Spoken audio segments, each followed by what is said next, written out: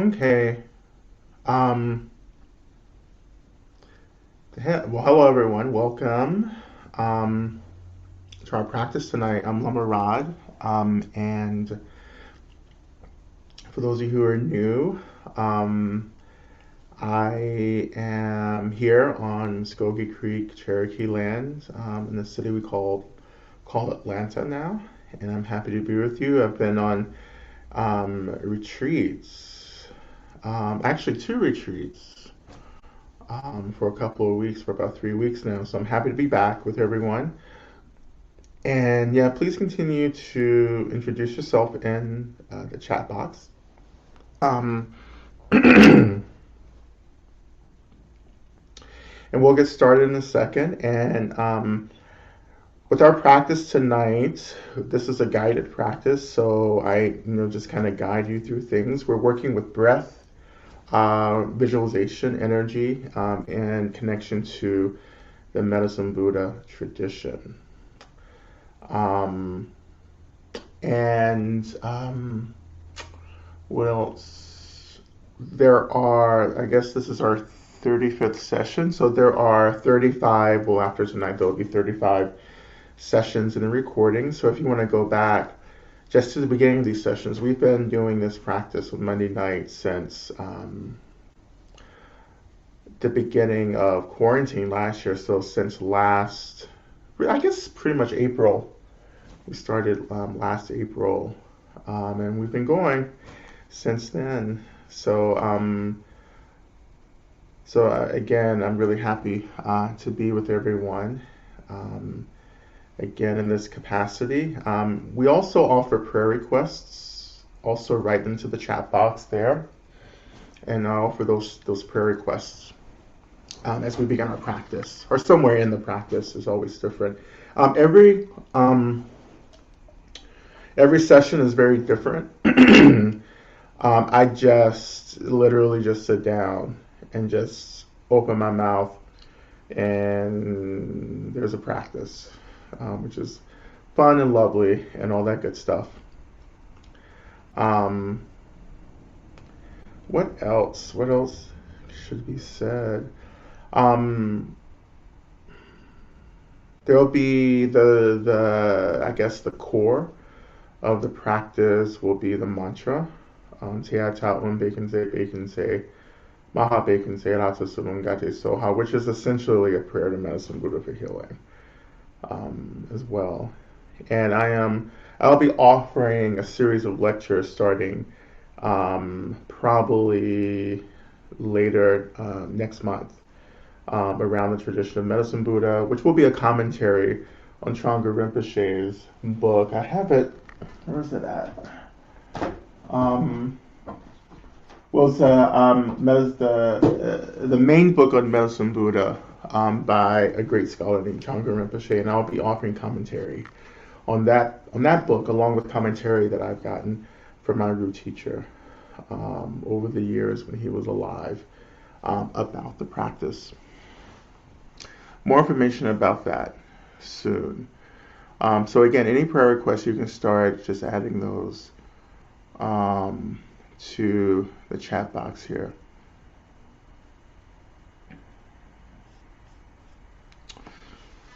Questions can be posted in the Ask a Question kind of section, which should be at the bottom of your screen. So any questions about practice should go there so I can see them. And I often answer those at the end of practice. We'll go no later than 8:30. Sometimes we stop a little early. And while people are here getting ready for practice, I just want to remind everyone that I do have a one-day retreat, online retreat, coming up this Saturday. And you can go probably to my website. As you can probably tell, I don't ever look at my website. I have other people do it, but all the information is on my website, and you can sign up for that. It's the Holiday Frolic one-day retreat. And it's really about like getting through the holidays. This is again our second holidays in the pandemic, and this kind of gets it's kind of wearing a lot of us down on top of like the holidays being traditionally just tough to begin with. Okay. Um,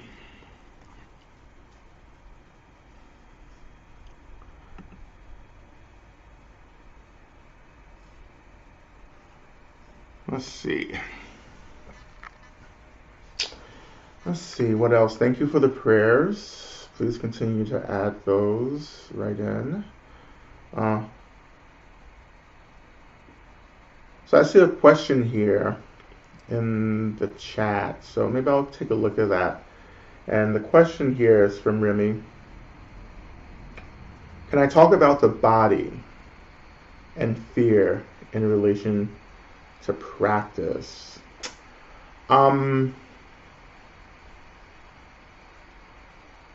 Yeah, I'm not for sure like what the context is or like specifically what you want me to talk about.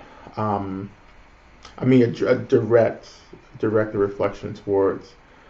Can you talk about the body and fear in relation to practice? I'll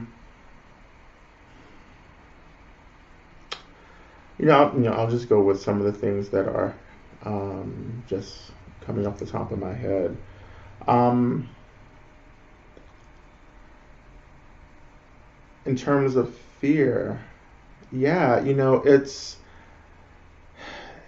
I think overall, like when we talk about practice within this context, like, a liberatory context, a contemplative context, I think so much of this really is about working with the ego's fear of being recognized, of being seen, right? And that's going to produce a lot of fear and anxiety, right? Because the ego is thriving from our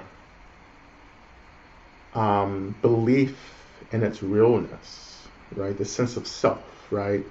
And this sense of self is just these collections of perceptions and ideas and thoughts and narratives that we bundle together to create this self where we say, well, this is me, this is who I am, right? The goal of these practices, particularly practices like Medicine Buddha, is actually about learning to understand and be in relationship with the illusion of ego. So we're not trying to get rid of ego. We're trying to disrupt this belief that the ego is real, the sense of self is real. Once we understand that, that's considered often a major sign of enlightenment when you begin to see the illusion of ego. You're not trying to get rid of ego, right? But we're trying to see the illusion. We're trying to see the illusion of everything, all phenomena.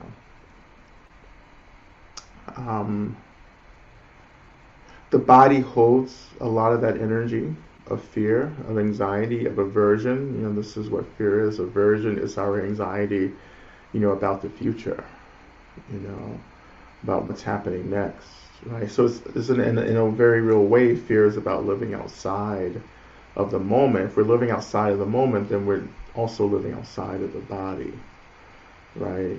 Living in the future, right? We're mentally in the future and not grounded in the present moment with the body. And that's like fear,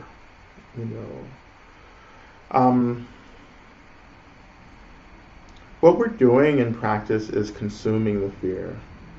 I guess in every practice, right? But to consume the fear means we begin to name the fear and we offer the fear space, right? And in that space, we have this incredible opportunity to begin to recognize also the illusion of fear, that fear in itself is just a thought, too, right? It's just a thought.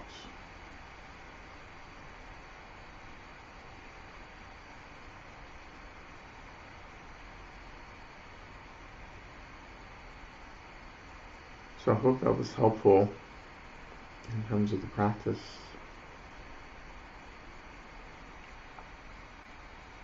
So if you're just coming into the space, we're just getting ready for practice, and we're adding our prayer requests and adding questions.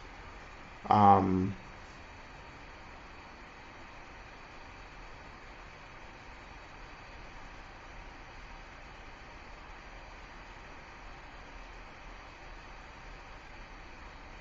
and we have a few more minutes as people. It takes a minute for everyone to kind of get in and get their prayer requests up.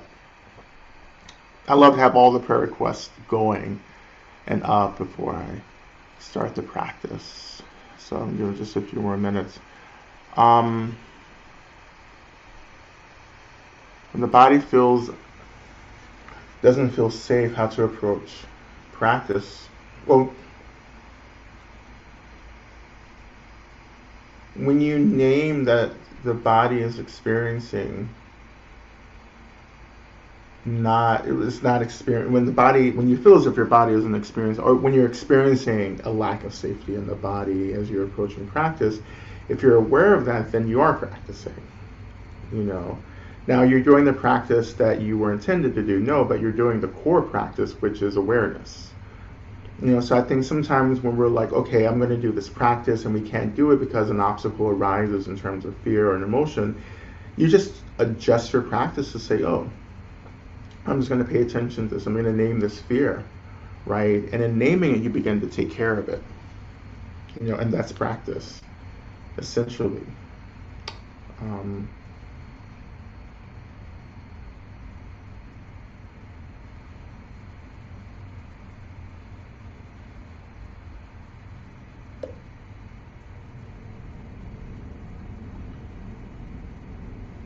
There's another question here. I did some work with plant medicine this past weekend and was visited by my uncle. I was able to understand that he is guiding and supporting me in ways I wasn't aware of before. Do you have thoughts and practices that can help deepen my relationship with him? Yeah, just know that he's there. Right, just develop a deep, it doesn't even have to be faith anymore because you have direct data. You have evidence that he's with you. And just developing deeper confidence, knowing that there is someone there. I mean, it's lots of people, it's lots of beings around you, as there is with everyone, right? And so it's not just your uncle, but there are a lot of beings helping you, and that's something to kind of celebrate, right, and to be grateful for. So just deepening confidence. And in your uncle being with you and feeling that kind of care that's being offered. That's it. That's really it. Knowing that he's walking with you, he's with you in tough situations, and really, like, if there are things that you need, asking. Our guides have incredible agency to make certain things happen, and so rely on that,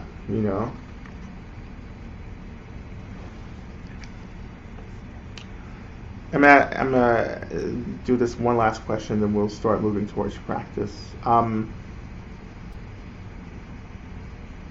been doing more regular grief work since the grief course ended with you. I was doing a little secret grief course for about 2 months that really wasn't public, but it'll be public maybe next year when I do it again. In any case, sometimes I have difficulty figuring out how much grief practice to do in one day.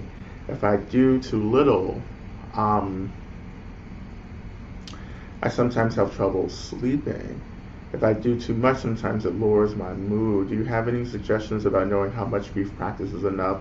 This is a really good practice question, because this is a situation where we actually have to really experiment with what's enough, and that's different for everyone.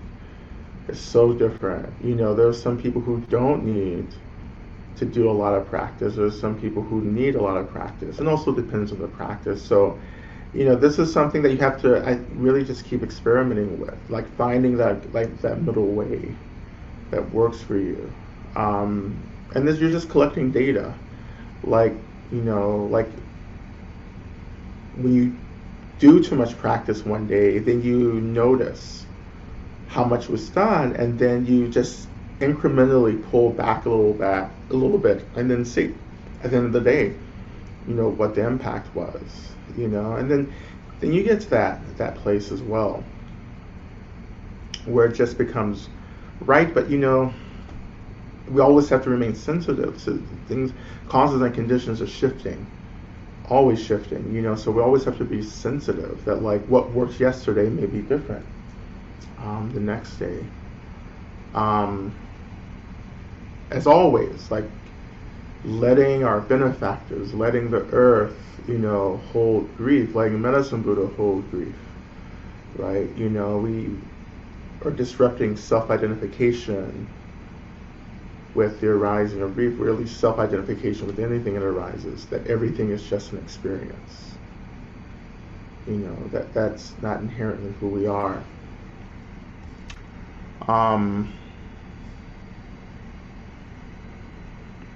If you have more questions, feel free to post those, and I'll try to get to those at the end of our session.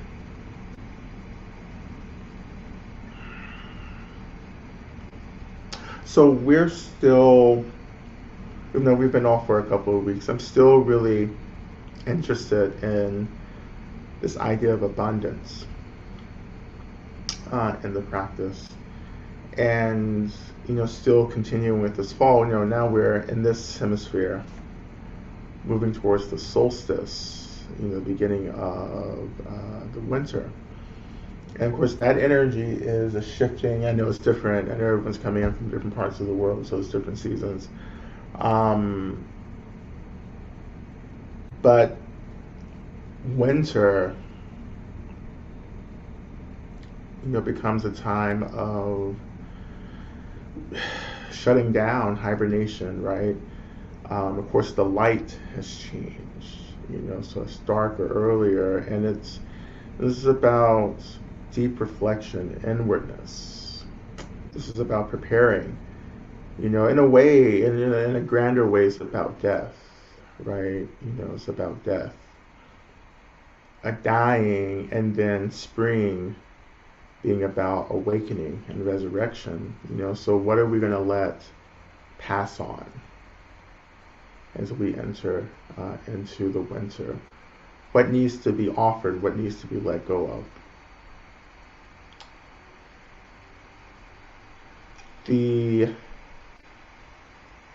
So the fall and this kind of harvest and abundance theme that we've been working on, it's about gathering all the resources you need. It's gathering the energy and all the resources together in order to enter into this deep kind of hibernation, letting go, right? Well, so often in our lives, like, we just kind of push through. Because of technology, like, we're not living in this pre-industrial age, like,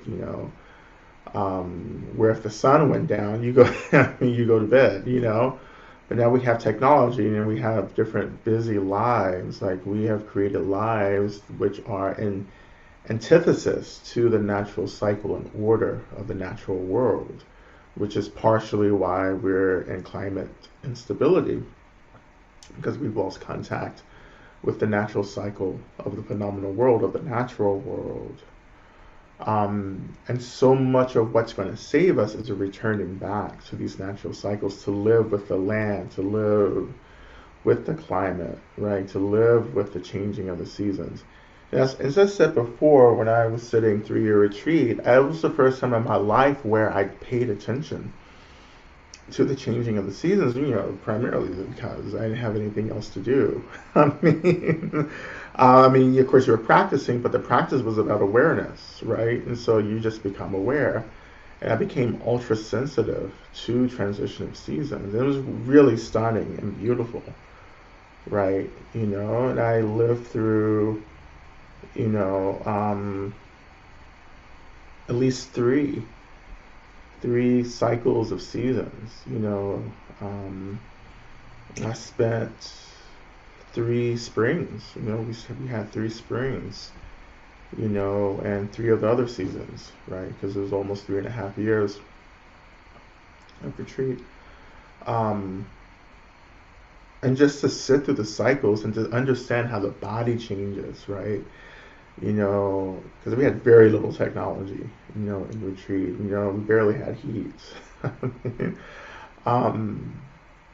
And I was just so appreciative to have that opportunity just to sit and feel the changing of seasons, the cycles, right? The cycles. Cycles are always happening in our lives, in our bodies, in our minds.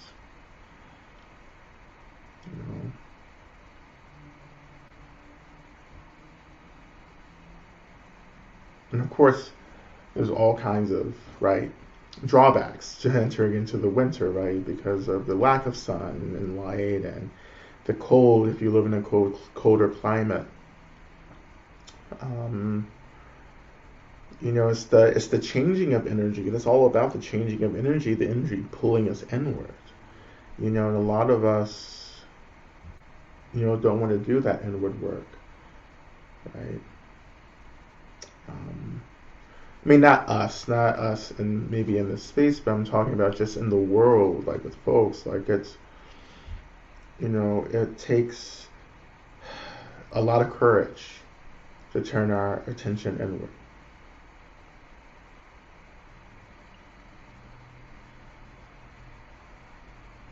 So, alas.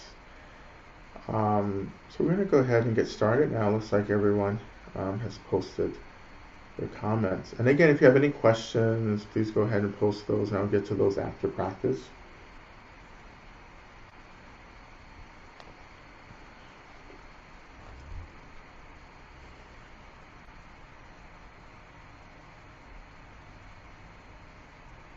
So to begin with, as always, allowing our bodies to come into a position that feels appropriate for us, right?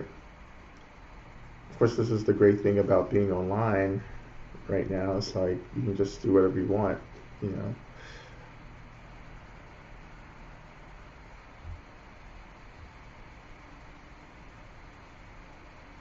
And I want to start, as we move into our practice, I just want to start with the gratitude practice. Let's take just a few moments, right, to reflect on all the kindness and labor that's been offered to us today or at any point, that has been about our welfare, our health, our happiness,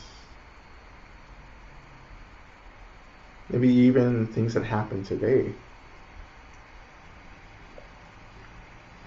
Contemplating that we could never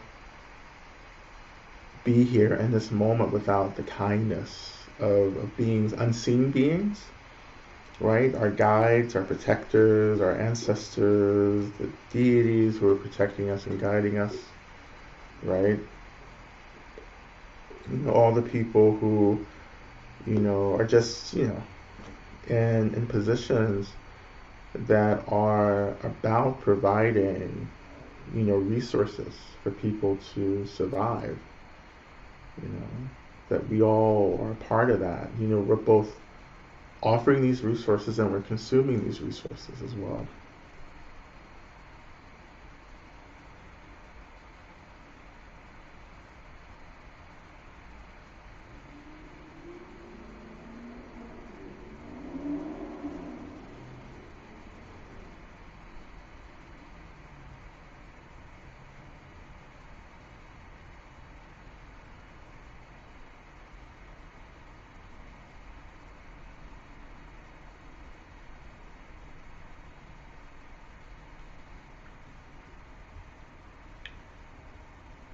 And as I deepen my reflection around gratitude, I like to imagine that this energy of gratitude begins to awaken in my heart center. And that's energy that begins to kind of move through and circulate through the body. So my body becomes activated through this energy of gratitude. And of course, gratitude is an expression of care, love, right? It's the recognition that we are the recipients of deep love and care from others.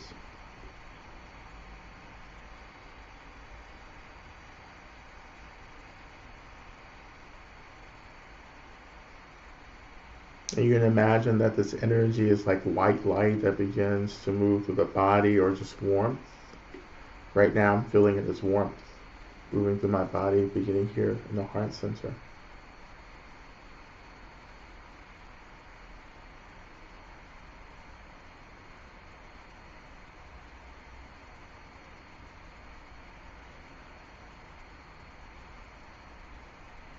Just a few more moments here.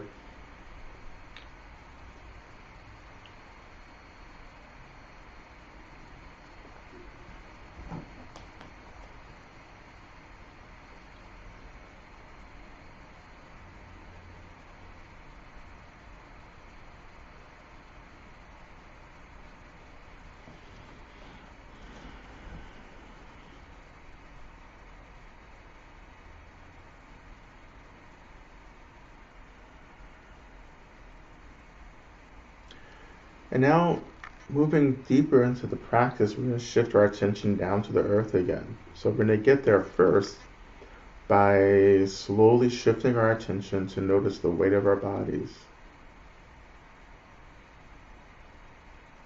When you notice the weight of your body, also notice the sensation of our bodies making contact with the seat under us. So the weight of our bodies and the sensation of our bodies on our seats, that is an expression of earth energy, of the earth element, solidity, foundation, heaviness, groundedness, foundation. Those are the energetic expressions of earth, along with other energies like fertility and richness, right? Stillness.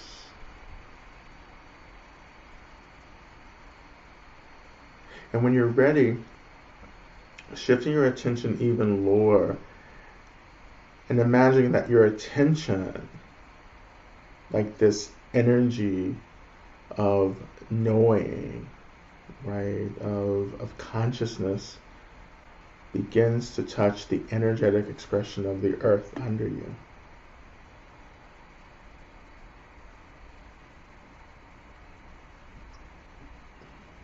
And this can feel very abstract as well.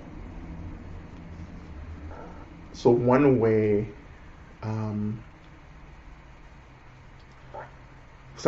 something that can guide us in this practice is essentially to say, as you're like attempting to like touch your, to allow your attention to kind of touch down into the earth, at some point you say, oh, I am touching the energy of the earth, right?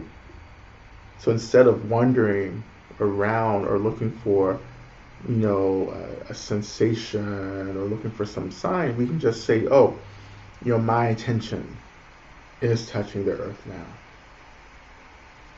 And that brings your attention into alignment. But then for some of us, when we touch the earth energetically through our attention, then we can feel the energy. Like in my practice, I can just feel the energy of the earth meeting my attention as I touch down through it.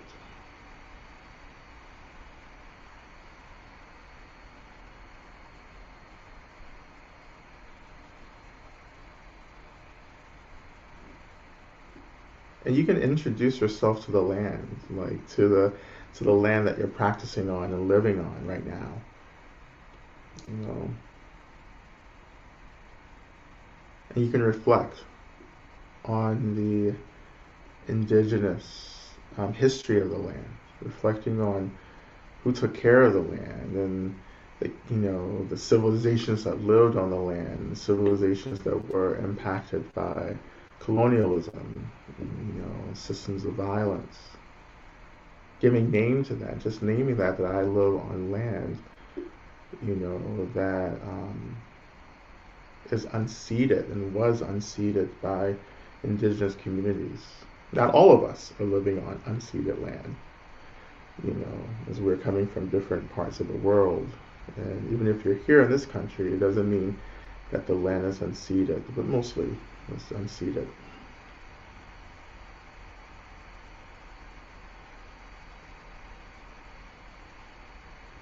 And when you're ready, beginning to share this energy of gratitude down into the earth, as if you're trying to fill the earth with this energy of gratitude.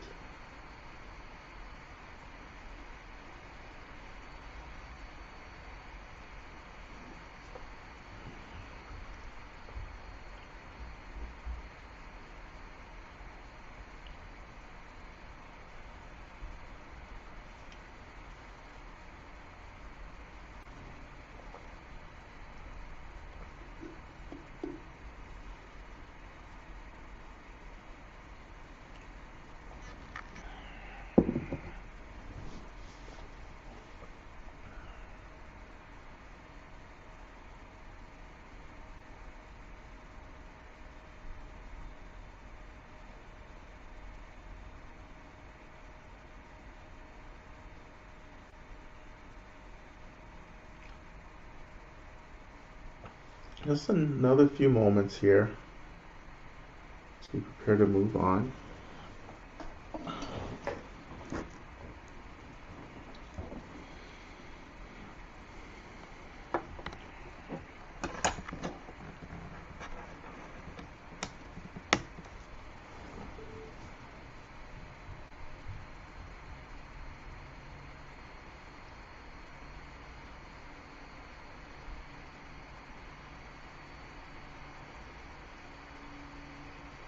And so when you're ready, I invite you to shift your attention to your breath, if your breath is accessible. If your breath isn't accessible, just return to offering gratitude down to the earth, and I'll come back and get you.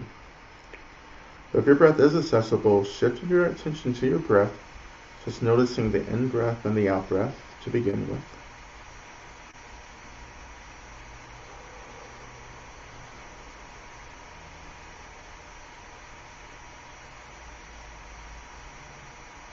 And just one more breath.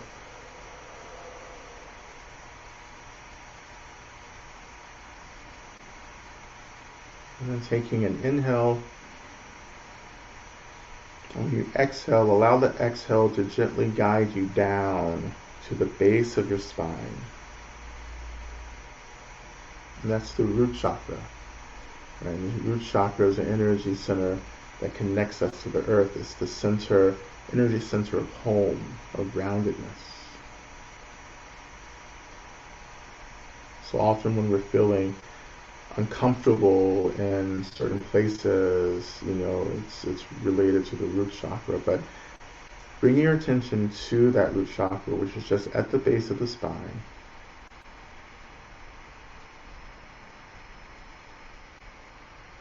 I want you to imagine that you're breathing in and out of that chakra at the base of the spine.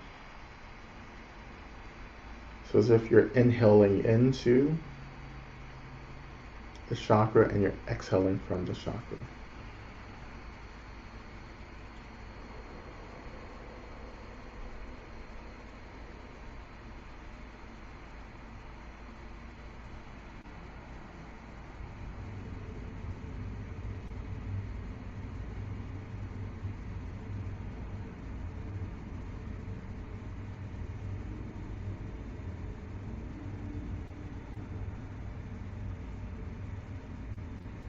I'm going to take it a step further.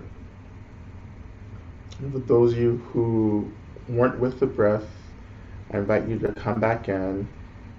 And so if you're using the breath, want you to imagine that as you inhale into the root chakra, that you're inhaling from the earth energy. And that earth energy can be however you identify the earth energy. I am working actually with the stillness of the earth tonight, so I'm inhaling this energy of stillness into the root chakra, right? And if you're not working with the breath, just imagine that the root chakra is absorbing the energy that you're working with from the earth tonight, right into the root chakra.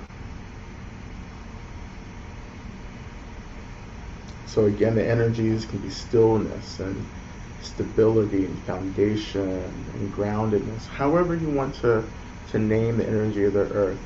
Just beginning to inhale or allow that energy to be absorbed into the root chakra. And just practicing this for a few moments.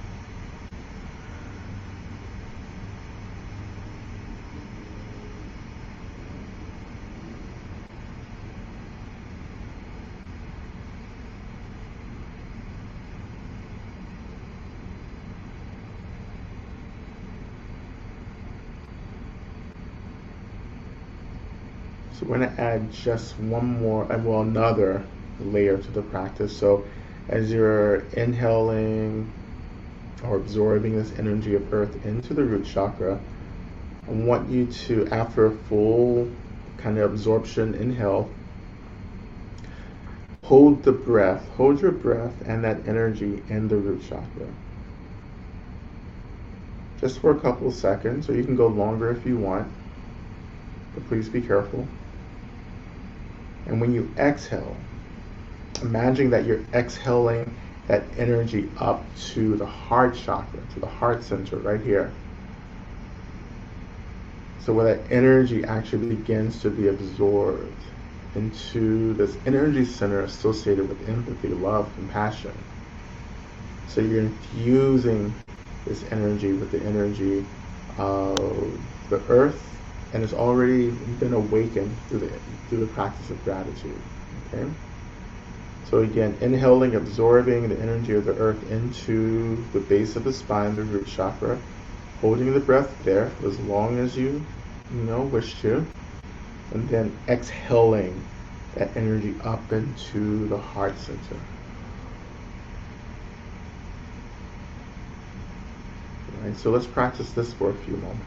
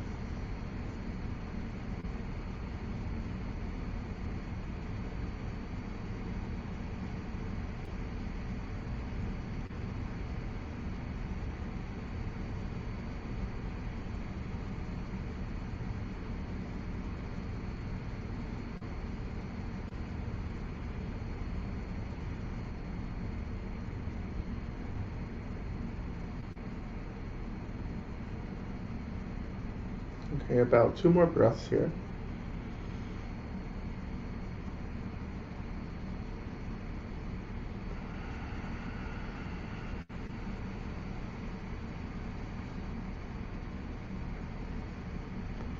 When you're ready, we're going to go just a little further. So when you release that energy into the heart center, slowly the heart center, the heart chakra, becomes fuller and fuller with this energy from the earth, and slowly that energy from the heart center that's heavy with this energy of the earth begins to circulate through the body. It begins to radiate throughout the body. So it's like, you can imagine like, just like, I don't know, the sun awakening in the heart center, being fueled by the earth, right? And then that sun just radiating this light of earth energy throughout the heart, which is, again, the energy that you're identifying. Be it stillness, stability, sustainability, richness, or what have you.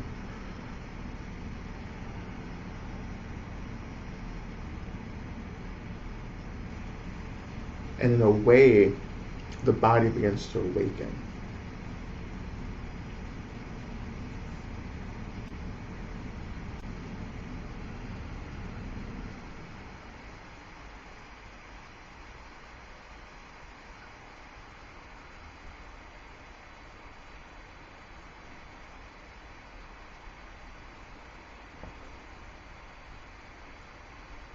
And without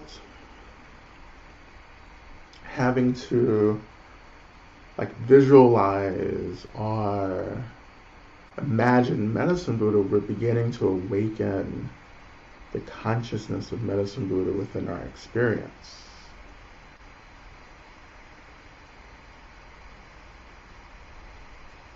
And we'll go ahead and kind of put our mantras up. So we'll start slowly moving into our mantra practice as we continue developing the practice. And also the other mantra, our opening mantra, which is Om Mela Sangye Kino Soha.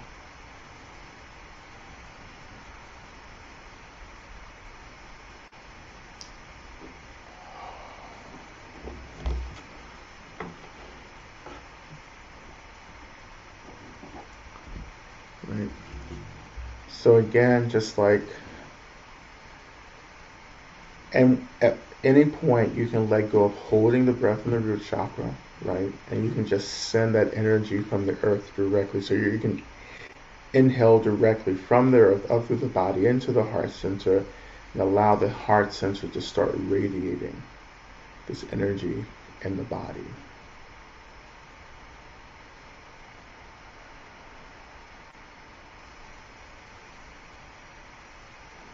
And these are the blessings, right, of Medicine Buddha, this awakening, this expanding, connecting to the natural healing capacity of the earth.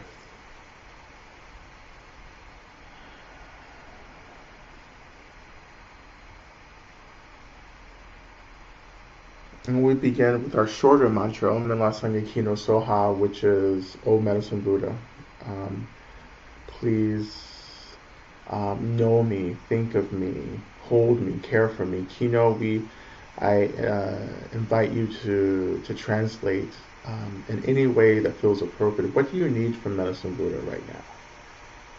Is the question. Do you need Medicine Buddha to think of you, to see you, to heal you, right? To hold you, to care for you?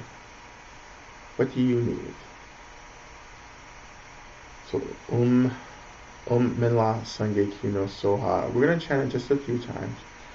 As we chant this begins to actually ignite, even awaken more this energy of the earth, and becomes this energy of the earth that we're circulating in our bodies. The mantra helps to awaken that energy even more deeply, even more profoundly.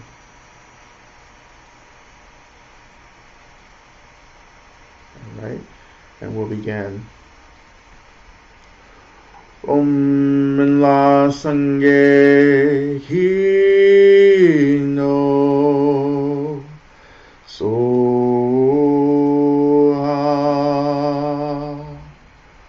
Om Mela Sangye Kino Soha.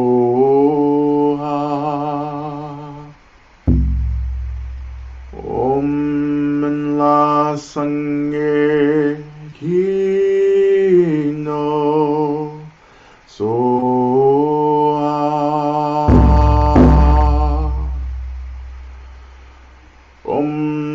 la sangye kino soha.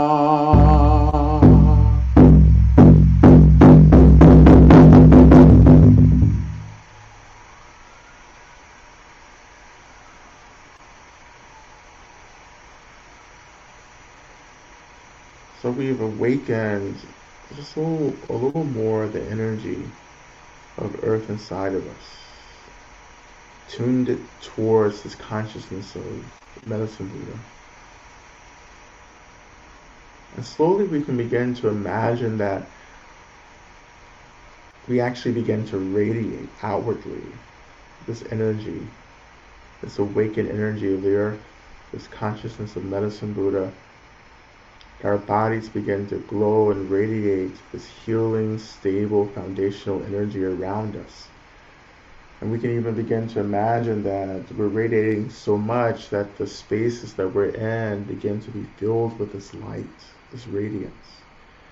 And this radiance actually begins to bless, right, our spaces. It begins to dissolve any negative energies in our space. As we began our main mantra, we're just practicing continuing to absorb and hold energy from the earth into the heart center, allowing the heart center to radiate through the body, and allowing the body, because it's getting so full of this profound energy, is beginning to radiate around us. Like we're becoming stars, you know. Maybe not like Lady Gaga, right, or Beyonce, but like we're becoming bright, like the North Star, like Tara. Right? We begin to radiate and, you know, this experience of darkness, right? We're letting our little light shine. And just practicing this, resting within this radiance. And this is what we're going to be doing for the first part of our mantra practice, resting within the radiance. Right, within this abundance of healing energy. Okay? So we begin. Oteya taum begenze ma begenze rasa supunga tesoa. Oteya taum begenze ma begenze rasa supunga tesoa. Oteya taum begenze ma begenze rasa supunga tesoa. Oteya taum begenze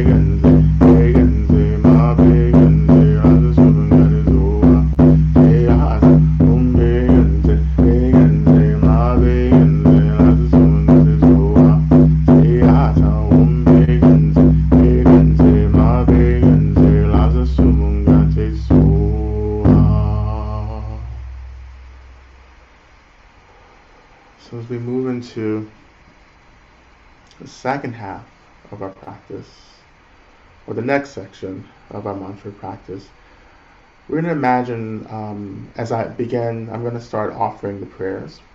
And as I offer prayers, I want you to imagine that your radiance begins to be directed into the situations of those we're offering prayers for, just like sending that energy of healing, stability, groundedness, removal obstacles, that basic energy into the situations of those we're offering prayers for.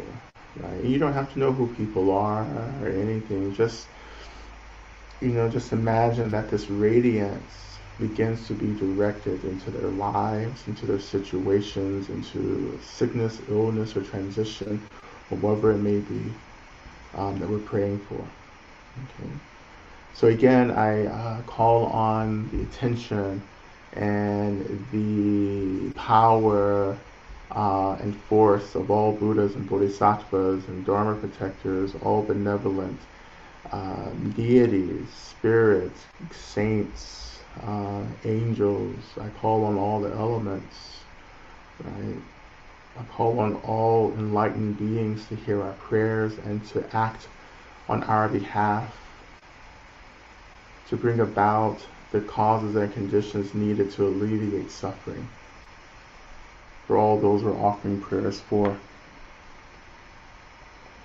And we offer prayers for my friend's father who just received a cancer diagnosis, for my friend living with and going through the second round of treatment of cancer. Prayers for continued courage and softness in my heart and words and actions. We're offering prayers for Amanda struggling with trauma and resentment. We're offering prayers for several friends with major health issues, for Sue-Ann Sneeden, for Sherilyn Pitt, for Shaba Bailey, for my daughter and chronic jaw pain, and navigating the territory of services for her son with autism, for our whole family to help each other with love and understanding. Offering prayers for my grandma during her second round of cancer treatment this month. Prayers for all sentient beings and everyone struggling with mental health. We're offering prayers for every living being's inner child or children. May clarity, agency, love, and connection reach us all. Prayers for love. May we all observe, nurture, and deepen the people and world around us.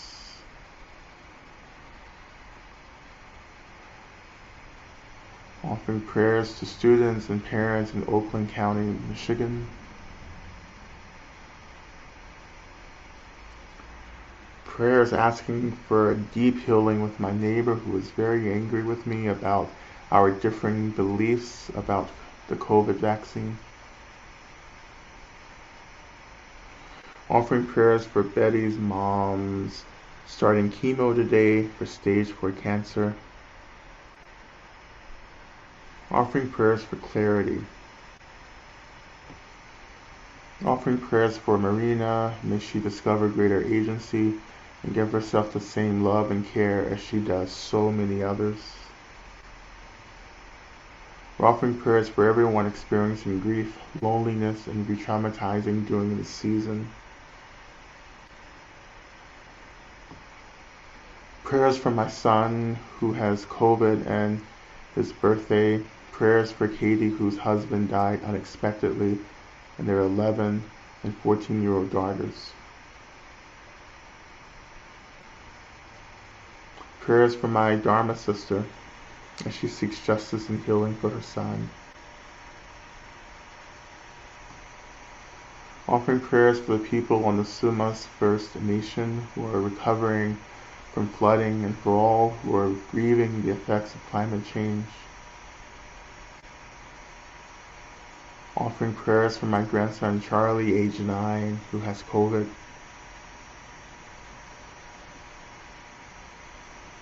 Offering prayers for myself as I navigate some trauma-based emotions. Prayers for my partner as he struggles with a new job. Prayers for all people who are denied reproductive freedom by repressive governments. Prayers for my mother who is coping with depression and isolation, and for my mother-in-law who has Alzheimer's. Offering prayers to the ancient mother showing us the way. Offering prayers for myself, Shelley, as I process and heal PTSD. Offering prayers for healing from my ancestral lineage and ease in my body while I heal and sort through trauma. Offering prayers for Asanda on the death of her baby's father. Prayers for Rethabal who has lost his father. May they feel love and care in this moment and in the days to come. Prayers for Lenore who is exhausted from taking care of her husband who has cancer. Offering prayers for Lapita and her 15-year-old son Angel who is suffering from drug addiction. Offering prayers for all who, like them, who suffer on the edges of globalized systems of oppression. Offering prayer requests for my Uncle Murray and Aunt Gail who both passed suddenly last week. Prayers for myself as I navigate.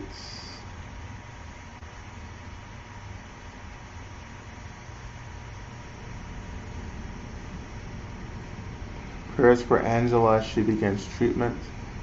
Monica as she continues rehabilitation. Prayers for my father as he heals, and for my mother. We're offering prayers for my father, Julian Harmon, who passed on December 1st. May his spirit know freedom and be carried to peace. And also extending prayers to heal the rifts in the family he left behind. Offering prayers for my friend Laura and her mother Jane, anxiety and depression struggles.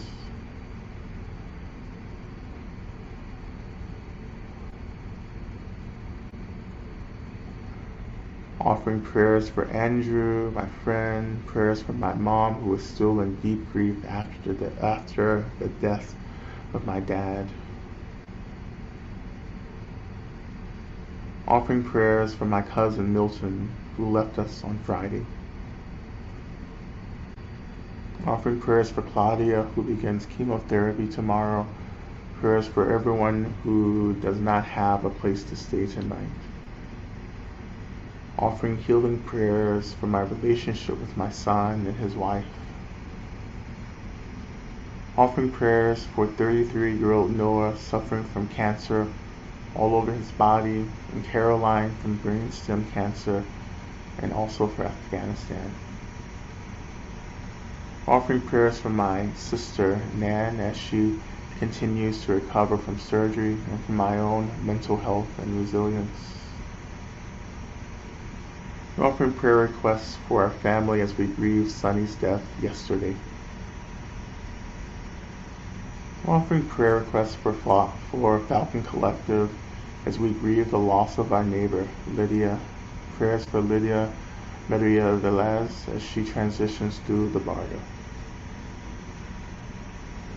Offering prayers for Erica and Eli in finding a new place to live. Prayers for Noni, her health, and the health of those she lives with. Prayers for myself as I work through some sickness. Prayers for my siblings as they navigate young adulthood.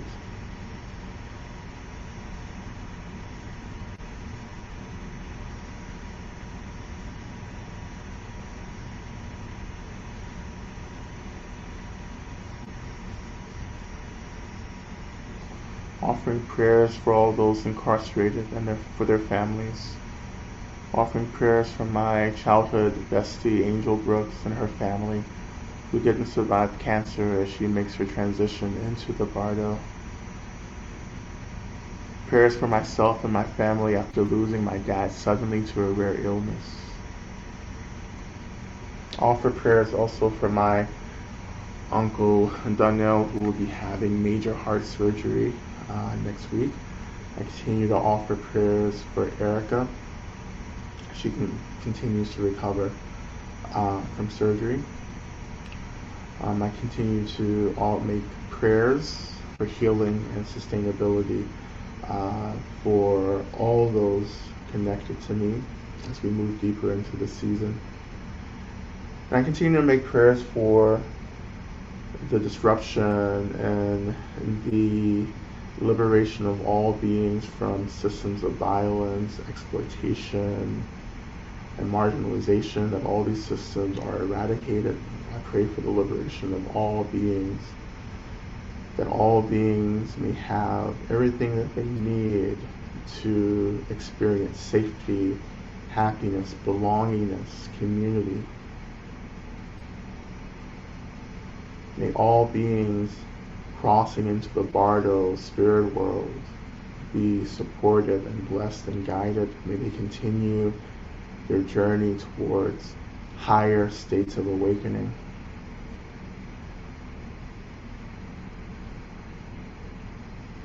And I lift up all prayers that remain unspoken, unarticulated.